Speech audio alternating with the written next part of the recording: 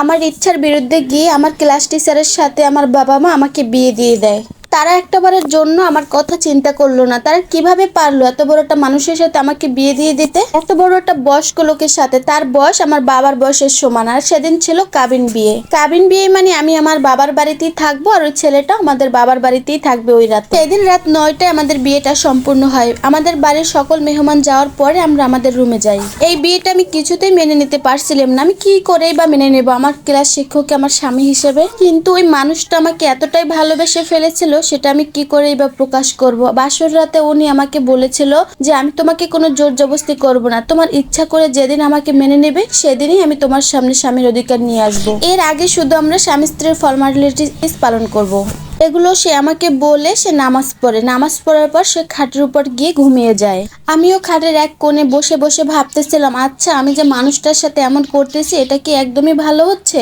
এসব ভাবতে ভাবতে আমার যখন চোখে ঘুম চলে আসলো তখন একটা বালিশ নিয়ে আমি নিচে ঘুমাতে যাই। সেই মুহূর্তে আমার ক্লাস টিচার আমাকে বলে তোমার নিচে যেতে হবে না, কোনো সমস্যা নেই, তুমি এখানে ঘুমাতে পারো। তখন আমি আমার স্যারকে বললাম ঠিক আছে, আমার কোনো সমস্যা নেই, আমি নিচে গেলে। তারপর আমরা দুজনেই ঘুমিয়ে যাই। সে ঘুমায় খাটের উপরে আর আমি নিচে ঘুমিয়ে যাই। তারপরের দিন সকালবেলা সে উঠে তার কলেজে চলে যায়। তারপর সে আর আমাদের বাসায় আসেনি। তারপরের দিন সে তাদের বাড়িতে চলে গিয়েছিল। সদ্য বিয়ে হয়েছে মাত্র আমাদের। আর এখনই যদি আমরা আলাদা থাকি তাহলে লোকেই বা কি বলবার। সেদিন তো আমার মা অনেক বকতেছিল আর বলতেছিল তুই এমন কি বলেছিস জামাইকে যে বিয়ের পরের দিন সে আর আমাদের বাড়িতে আসেনি, তুই এখন আমার কাছে বসে ফোন দিবি আর ফোন দিয়ে তাকে আমাদের বাড়িতে আসতে বলবি। আমার আর কোনো উপায় ছিল না, বাধ্য হয়ে আমি তাকে ফোন দিয়ে আমি তাকে আমাদের বাসায় আসতে বলেছি। তখন সে বলল কোনো সমস্যা নেই, আমি এই বাড়িতে থাকতে। তখন আমি তাকে অনেক জোরাজুরি করে আমাদের বাসায় আসতে বলছিলাম আর বললাম আপনি না আসলে আমার মামাকে অনেক বকাঝকা করবে। তারপর সেদিন রাত 12টার সময় আমার স্বামী আমাদের বাসায় আসে। তারপর আমরা খাওয়া দাওয়া করে ঘুমিয়ে যাই। এভাবেই ঠিক কাটতে লাগলো আমাদের বিবাহিত জীবনের কয়েকটা দিন।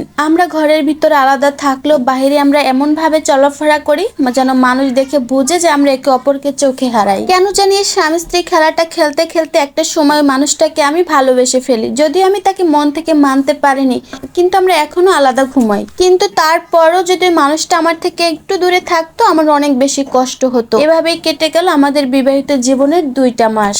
তারপর আমার শ্বশুর শাশুড়ি সবাই মিলে সিদ্ধান্ত নিল যে আমাকে তাদের বাড়িতে নিয়ে যাবে। তারপর একটা ছোটখাটো অনুষ্ঠান করে আমাকে তাদের বাড়িতে নিয়ে যায়। আমি যেদিন ওই বাড়িতে গেলাম সেদিন দেখলাম আমার ছোট ছোট দেবররা মানে আমার স্বামীর যত ছোট ছোট ভাই আছে সবাই মিলে আমাদের জন্য বাসর সাজাচ্ছে। দেখে মনে হচ্ছিল আমাদের মনে হয় এই প্রথম নতুন বিয়ে হচ্ছে। পরে আমাদের বিয়ের যখন সকল কাজকর্ম শেষ হয়ে যায় তখন আমরা যখন আমাদের রুমে ঘুমাতে যাই তখন আমি আমার স্বামীর দিকে এক দৃষ্টিতে তাকিয়েছিলাম। তখন আমার স্বামী আমাকে বলল ওরা শুধু টাকা আদায়ের জন্য এসব ফাও করছে। সেদিনের পর থেকে আমাদের বিবাহিত জীবন, আমাদের দাম্পত্য জীবন অনেক সুখের কাটতো। তারপর ওই মানুষটাকে আমি মন থেকে একদম মেনে নিয়েছিলাম। আর আমার শ্বশুর বাড়ির সবাই তো আমাকে অনেক বেশি ভালোবাসতো, অনেক আদর করতো। সবাই যেন আমাকে চোখে হারাতো। আর আমার শাশুড়ি মা আমাকে ছাড়া তো ভাতই খেত না। আর আমার শ্বশুর আব্বু তার মেয়ের থেকেও তো আমাকে বেশি ভালোবাসে। এভাবেই আমার বিয়ের দাম্পত্য জীবন একদম সুখে পরিপূর্ণ হয়ে যায়। আমি কখনোই ভাবিনি যে আমার জীবনে আমার ক্লাস টিচার আমাকে এরকম সুখ এনে দিতে পারবে। হ্যাঁ আছে না, লোকেই তো বলে সুখ পাওয়ার চেয়ে সুখ ভোগ করা অনেক বেশি কষ্ট। আমার জীবনে এত এত সুখের মধ্যেও একটা কালবৈশাখী ঝড় আমার জীবনে উড়ে এলো।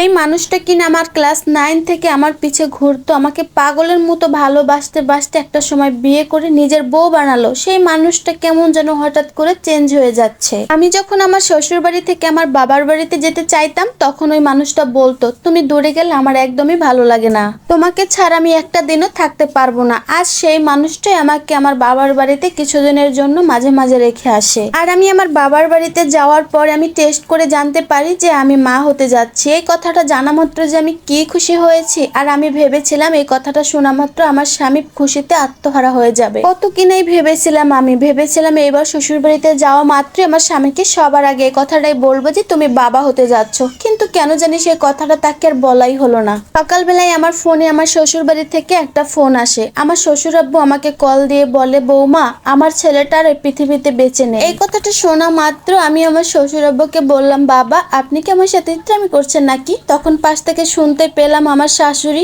আমার ননদ সবাই মিলে কান্না করতেছে।